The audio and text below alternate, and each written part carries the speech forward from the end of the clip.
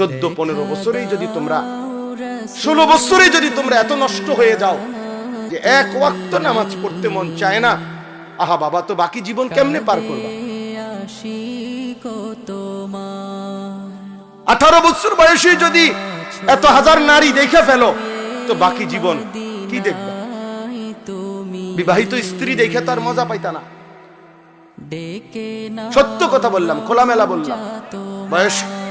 বয়স্ক বাবা না থাকলে আরো বলতাম।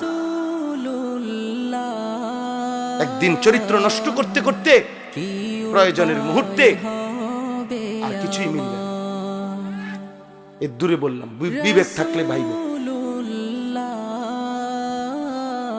হারাম হারাম তোমার শরীর নষ্ট করে দেয়। আল্লাহ তাআলা প্রত্যেকের জন্য ভালোবাসার এক প্রিয়তম স্ত্রী আল্লাহ তাআলা রেখেছেন।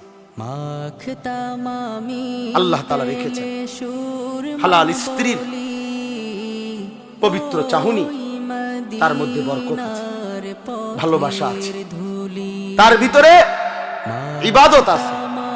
নবী সাল্লাল্লাহু আলাইহি সাল্লাম বলেছেন, কেউ তার স্ত্রীকে যদি ভালোবেসে আদর করে একটা লোকমা খাবার মুখে তুলে